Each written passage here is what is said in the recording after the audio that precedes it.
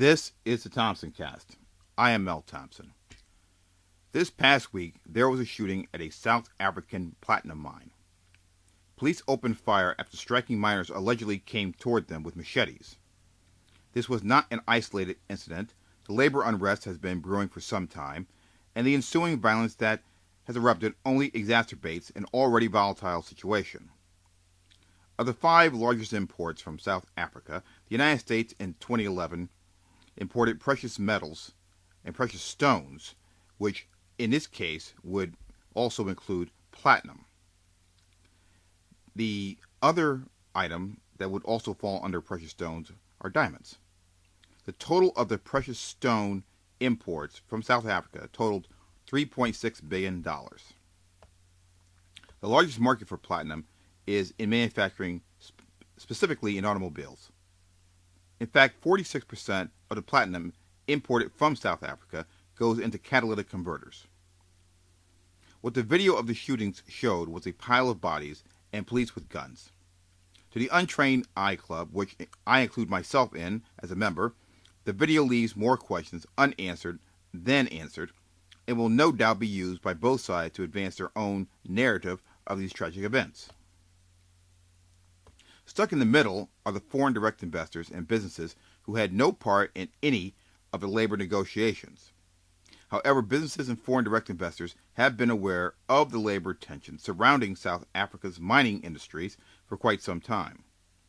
But even they and people like myself who advise them on political risk are a bit taken aback by these events. Now you have a South African government that is concerned about renewed ethnic tensions, revenge killings, and continued unrest at not only platinum mines, but others in solidarity with these miners. The political risk is obvious to foreign direct investors that have an interest in platinum from South Africa, the mines where it comes from, or other investment targets such as specific transportation companies that primarily service mines. As a practical matter, the price of platinum is going to rise. This, of course, raises the costs associated with products that use it, particularly automobiles. Post-shooting, there was a hope of a solution to the labor unrest. Pre-shooting, there was hope of a solution to the labor unrest. Both the post and pre-labor and shooting situation hopes that there would be any type of solution to this labor unrest are now gone. It's not going to happen. It's just simply not going to happen, not in the short term.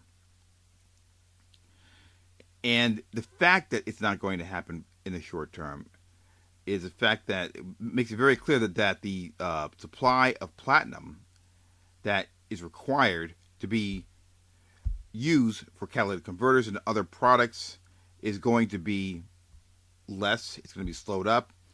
And the simple way to phrase this is that the platinum supply chain to manufacturers, and by extension their investors, is going to be slowed down. Secondly, civil unrest in South Africa may be short-term, but it has stunning potential to be long-term if this incident is not tackled head-on by the government. When I say head-on, I mean anyone who committed any crime must be brought to justice, and the labor issues must be addressed.